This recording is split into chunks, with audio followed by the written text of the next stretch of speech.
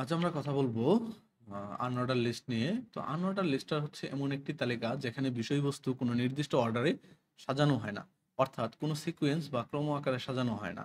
তো এটি লেখার নিয়ম হচ্ছে আপনাকে প্রথমে ইউএল নামে ট্যাগটি দিতে হবে, যেটির অর্থ বোঝায় হচ্ছে আনঅর্ডার লিস্ট। তো এর ভিতরে হচ্ছে আপনার এলআই ট্যাগ ব্যবহার করতে হবে। এলআই ট্যাগ অর্থ হচ্ছে লিস্ট আইটেম।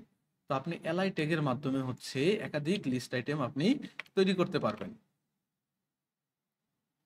তো আমরা একটা যদি লিস্ট আনঅর্ডার লিস্ট যদি দেখি, তো এটার আউটপুটটা হবে এরকম। তো আমার কিন্তু এরকম একটা আউটপুট দেখাচ্ছে।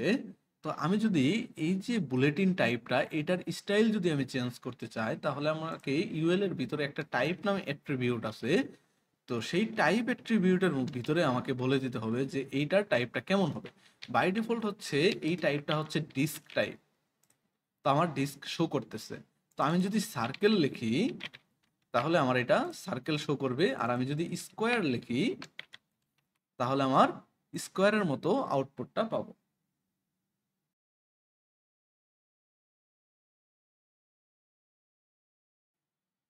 আরেকটি আনঅর্ডার লিস্ট হচ্ছে আপনার ডেসক্রিপশন লিস্ট।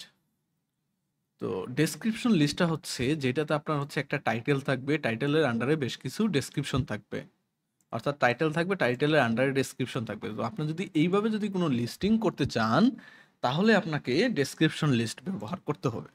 তো ডেসক্রিপশন লিস্ট ব্যবহার করার জন্য নিয়মটা হচ্ছে আপনাকে প্রথমে ডিএল এই ট্যাগটা ব্যবহার করতে হবে। তো এর অর্থ মানে বোঝায় হচ্ছে ডেসক্রিপশন লিস্ট। এর ভিতরে আপনার ডিটি ব্যবহার করতে হবে, যার অর্থ বোঝায় হচ্ছে ডেসক্রিপশন টাইটেল। তো আপনি যদি এখানে টাইটেল লিখেন এবং হচ্ছে আরেকটা ট্যাগ ব্যবহার করতে হবে এর সাথে, ডিডি অর্থাৎ ডেসক্রিপশন ডিটেইলস। তো আপনি এখানে ডিটেইলস লিখলেন।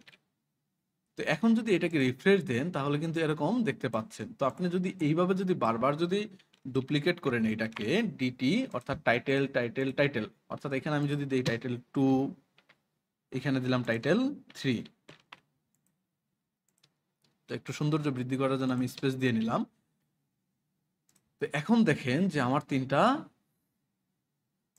টাইটেলে কিন্তু আমার শো করতেছে ডেসক্রিপশন স্টাইলে। তো আপনি চাইলে এইভাবে ডেসক্রিপশন লিস্ট তৈরি করতে পারবেন।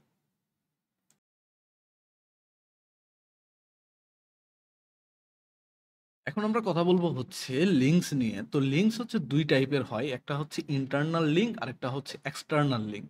তো ইন্টারনাল লিঙ্কটা হচ্ছে আপনার আপনার ওয়েবসাইটেই সে ঘোরাফেরা করবে।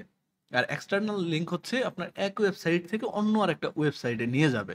তো এক্সটার্নাল লিঙ্কের বাস্তব আমরা উদাহরণ যদি দেখি, যে আমরা একটা সার্চ দিলাম যে গুগলে জি জি লিখে সার্চ দিলাম, তাহলে কিন্তু আমার এখানে বেশ কিছু সাইটের লিঙ্ক কিন্তু চলে আসছে।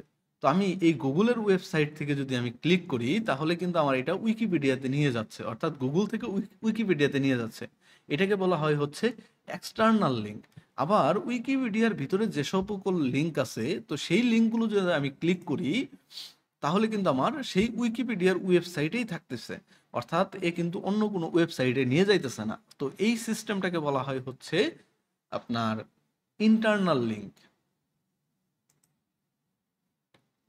তো আমরা যদি আমাদের বাস্তব প্রজেক্টে যদি এই লিঙ্কগুলো যদি একটু তৈরি করি, তাহলে দেখেন। তো সেই ক্ষেত্রে আপনি যদি এক্সটার্নাল লিঙ্ক তৈরি করতে চান, তাহলে এক্সটার্নাল একটা ওয়েবসাইট বলে দিবেন। এখন যদি আমি সেভ দেই, তাহলে আমি যদি ভিজিট এক্সাম্পল ডট কম এইটাতে যদি আমি ক্লিক করি, তাহলে আমার কিন্তু এক্সাম্পল ডট কম এই ওয়েবসাইটে কিন্তু আমার নিয়ে চলে গেছে। তো এটা হচ্ছে আপনার এক্সটার্নাল লিঙ্ক। আর আপনার ইন্টারনাল লিঙ্ক হচ্ছে আপনার ইন্টারনাল যে পেজ আছে, প্রজেক্টের পেজগুলোতেই সে ঘোরাফেরা করবে। তো সেই জন্য আমি কয়েকটি পেজ তৈরি করে নিছি। অ্যাবাউট পেজ, অ্যাবাউট পেজের ভিতরে আমি আরেকটা লিঙ্ক করছি যে হোম ডট এইচটিএমএল এবং হচ্ছে H1 হ্যালো ওয়ার্ল্ড। তো আমি এই অ্যাবাউট ডট এইচটিএমএল এই পেজটাতে আমি হচ্ছে ভিউ করাইতে চাই। তাহলে সেই ক্ষেত্রে আমি হোমের ভিতরে আমি লিখবো যে অ্যাবাউট ডট এইচটিএমএল। তো এখন যদি আমি এটাকে রিফ্রেশ দেই এবং হচ্ছে ক্লিক করি, তাহলে আমার কিন্তু অ্যাবাউট পেজে চলে যাচ্ছে। এটা হচ্ছে আপনার ইন্টারনাল লিঙ্ক। আবার আপনি যদি এই হোমে যদি আপনি ক্লিক করেন, তাহলে আপনার কিন্তু হোম পেজে চলে যাচ্ছে।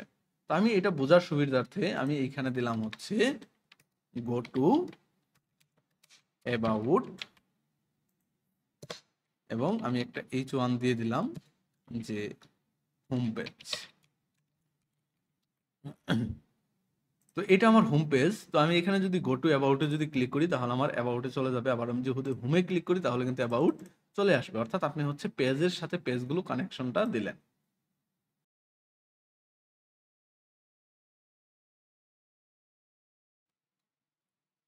এখন আপনি চাচ্ছেন হচ্ছে আপনার ওয়েবসাইটে ইমেজ শো করাবেন। তো সেই ক্ষেত্রে আপনাকে আইএমজি ট্যাগ ব্যবহার করতে হবে। তো এইটার ভিতরে একটা সোর্স অ্যাট্রিবিউট আছে। তো সোর্সের ভিতরে হচ্ছে আপনি সোর্সটা বলে দিবেন যে আপনার ইমেজটা কোথায় আছে। তো আপনার যদি সেম পেথা হয় তাহলে হচ্ছে আপনি ইমেজের নামটা দিবেন। যেহেতু আমার ইমেজ ফোল্ডারের সেম পেথের ভিতরে একটা ইমেজ ফোল্ডার আছে এবং ইমেজ ফোল্ডারের ভিতরে ইমেজ ডট পিএনজি আছে, আমি সেইটা দিয়ে দিলাম ইমেজের স্ল্যাশ ইমেজ ডট পিএনজি। তো এইটা দিয়ে যদি আমি সেভ দিয়ে রান করি তাহলে কিন্তু আমার ইমেজটা দেখতে পাচ্ছি। তো এখন এই ইমেজটার হাইট উইথ হচ্ছে অনেক বড়, যার কারণে এরকম দেখতেছি। তো আমরা এইটার হাইট উইথটা কন্ট্রোল করার জন্য হাইট নামে একটা অ্যাট্রিবিউট আছে। তো এইখানে আমরা 100 পিক্সেল দিয়ে দিলাম। পিক্সেল হচ্ছে স্ক্রিনের একক। তো আমার ছোট হয়ে গেল। তো আমি যখন হাইটটা দিলাম তখন উইথ কিন্তু অটো হয়ে গেল, রেশিও অনুযায়ী অটো ভাবে নিতেছে। তো আমরা যদি উইথটাও যদি দিতে চাই,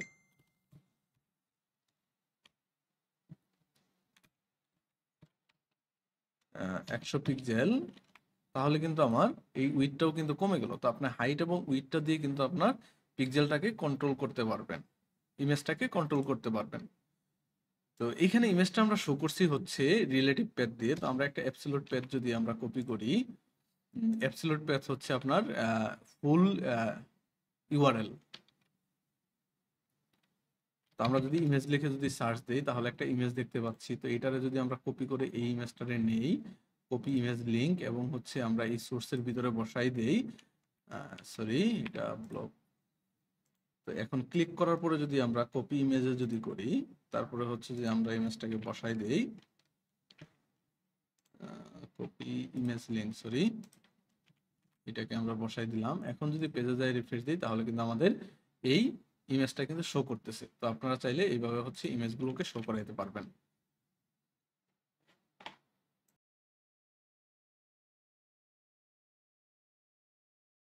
এখন আপনি চাচ্ছেন যে আপনার ব্রাউজারে অডিও প্লে করবেন। তো অডিও প্লে করার জন্য আপনাকে অডিও নামে একটা ট্যাগ আছে, এই অডিও ট্যাগটি ব্যবহার করতে হবে।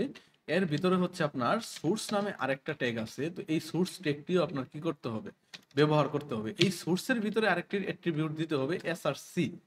এসআরসির ভিতরে আপনার হচ্ছে সেই প্যাথটা বলে দিবেন। তো আমি একটা অ্যাবসলিউট প্যাথ ব্যবহার করি। তো আমি এই লিঙ্কটা যদি ওয়েবসাইট থেকে কপি করি, কপি করে যদি আমরা এইখানে বসাই দেই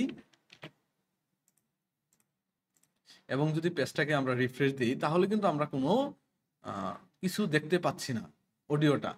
তো না দেখার কারণ হচ্ছে এই অডিওর উপরে আমাদের কোনো কন্ট্রোল নেই, অর্থাৎ কন্ট্রোল বারটা নাই বা ডিফল্ট ডিজাইনটা আমরা কিন্তু নাই, সেই জন্য আমরা এরকম দেখতে পাচ্ছি। তো সেই জন্য আপনাকে অডিওর ট্যাগের ভিতরে আপনার কন্ট্রোলস নামে একটা ট্যাগ আছে, অ্যাট্রিবিউট আছে, সেটি আপনাকে দিতে হবে। এখন যদি আপনি রিফ্রেশ দেন তাহলে কিন্তু আপনার অডিওটি প্লে করার জন্য যে আপনার প্লে পজ বটন, তারপরে হচ্ছে আপনার অডিও টেনে দিবেন কতটুকু, আহ, অর্থাৎ আপনি কন্ট্রোলটা করতে পারতেছেন কন্ট্রোলস দিয়ে। তো এইভাবে আপনি হচ্ছে অডিও প্লে করতে পারবেন। তো এইখানে আরেকটা বিষয় আছে, সেটা হচ্ছে লুপ অ্যাট্রিবিউট। তো আপনি যদি লুপ অ্যাট্রিবিউট যদি ব্যবহার করেন তাহলে কি হবে যে এইটাকে যদি আপনি সর্বশেষে যদি দিয়ে দেন এবং শেষ হওয়ার সাথে সাথে আপনার পুনরায় প্লে হয়ে যাবে। অর্থাৎ আপনার হচ্ছে এটি প্লে হতেই থাকবে, শেষ হবে আবার শুরু থেকে প্লে হবে। তো আপনি এইভাবে লুপের মাধ্যমে এই বিষয়গুলো কন্ট্রোল করতে পারবেন।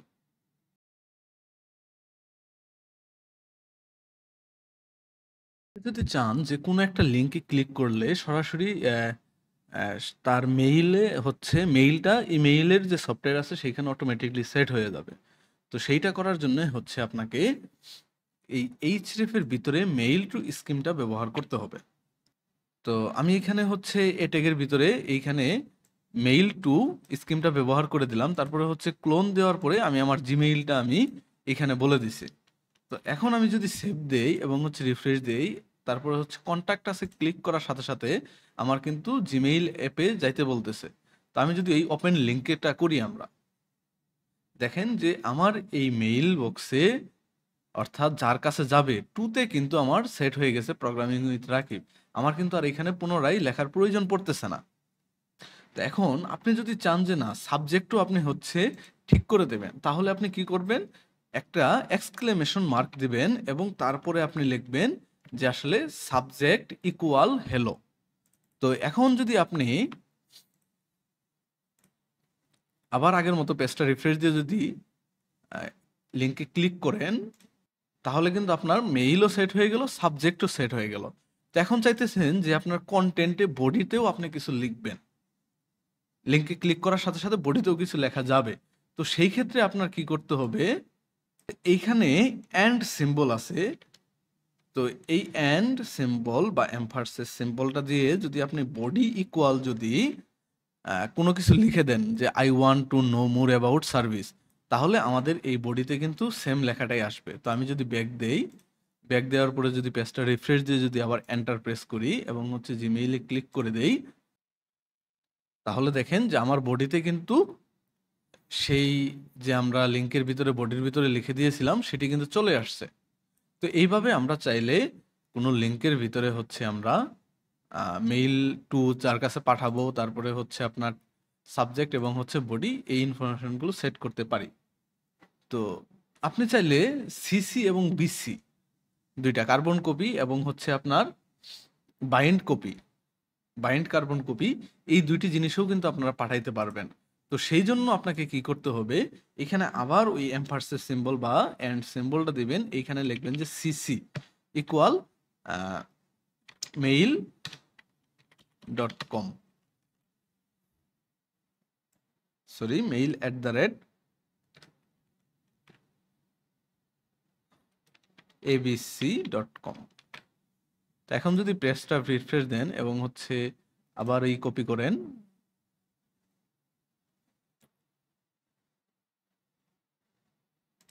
তাহলে দেখেন যে টুতেও আপনার মেইল একটা সেট হয়ে গেছে, সিসিতেও একটা সেট হয়ে গেছে। তো আপনি সেই একইভাবে হচ্ছে আপনি যদি বাইন্ড কার্বন কপি যদি পাঠাইতে চান, তাহলে আবার একটা এন্ড দিয়ে বিসিসি লিখে তারপরে হচ্ছে তার মেইলটা আপনি দিয়ে দিবেন। তাহলে এইখানে বিসিসি বা বাইন্ড কার্বন কপিতেও একটা কি হবে? মেইলটা চলে যাবে।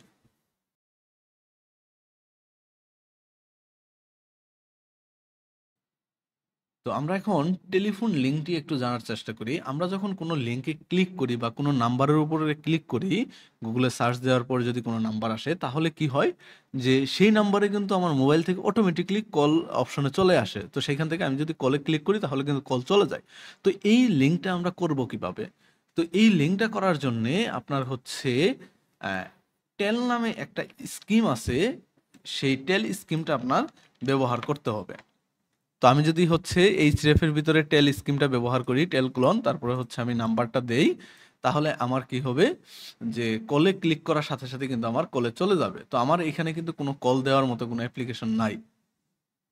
তো যার কারণে কিন্তু এই কলের জন্য এরকম একটা পপআপ আসতেছে। যদি কোনো আমার কল দেওয়ার জন্য যদি কোনো অপশন থাকতো, তাহলে কিন্তু আমার কল চলে যাইতো।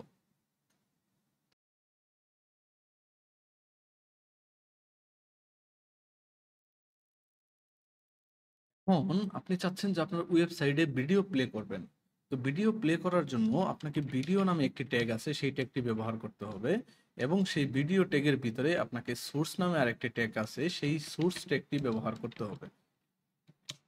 তো এই সোর্স ট্যাগের ভিতরে আপনি দিবেন হচ্ছে এসআরসি অ্যাট্রিবিউট। তো এই এসআরসি অ্যাট্রিবিউটের ভিতরে আপনার হচ্ছে ভিডিওটা বলে দিবেন। যেহেতু আমার সেমপেথে ভিডিও ডট MP4 নামে একটা ফাইল অলরেডি আছে, তো আমি সেটাই দিয়ে দিলাম। তো এখন যদি পেজটাকে রিফ্রেশ দেই, তাহলে কিন্তু আমি ভিডিওটা দেখতে পাইতেছি। তো ভিডিওটার কিন্তু হাইট উইথ কিন্তু অনেক বড়। তো এটা আমাকে কন্ট্রোল করতে হবে হাইট উইথ এই অ্যাট্রিবিউট দিয়ে। তো আমি এটার হাইট দিয়ে দিলাম হচ্ছে 200 পিক্সেল। তো পিক্সেল দিয়ে যদি দেই, তাহলে আমার কিন্তু পিক্সেলটা আসছে। আপনি চাইলে উইথ দিয়ে কিন্তু উইথটাও করতে পারবেন। কিন্তু আমার এই ভিডিওটা কিন্তু প্লে হচ্ছে না বা প্লে করার জন্য কোনো অপশন নাই। তো এই ক্ষেত্রে আমি রাইট বাটন ক্লিক করে প্লে করতে পারবো, আবার রাইট বাটন ক্লিক করলে পজ করতে পারবো, কিন্তু আমার কিন্তু কন্ট্রোল বারটা নাই। তো কন্ট্রোল বার আনার জন্য আপনাকে কন্ট্রোলস নামে আরেকটা অ্যাট্রিবিউট ভিডিও ট্যাগের ভিতরে আপনার দিতে হবে। তো এখন দিয়ে যদি আপনি রিফ্রেশ দেন, তাহলে কিন্তু আপনার ভিডিওটা কন্ট্রোলস করতে পারতেছেন এবং আপনি চাইলে অফ করতে পারবেন, আপনি চাইলে বড় করতে পারবেন ভিডিওটি, আবার কি ছোট করতে পারবেন, ভলিউম কম বেশি করতে পারবেন। তো এইভাবে হচ্ছে আপনি ভিডিওটা প্লে করতে পারবেন। আপনি যদি চান যে এখানে কোনো এক্সটার্নাল ভিডিও লিঙ্ক দিবেন অ্যাবসোলিউট পেজ, সেটাও আপনি করতে পারেন। আর আরেকটি হচ্ছে, সেটা হচ্ছে লুপ। তো লুপ করলে আপনার হচ্ছে কি হবে, যে ভিডিওটা আপনার শেষ হয়ে গেছে, তো যেখান থেকে শেষ হবে সে আবার পুনরায় লুপিং করে সে ভিডিওটি দেখাইতেই থাকবে আপনাকে।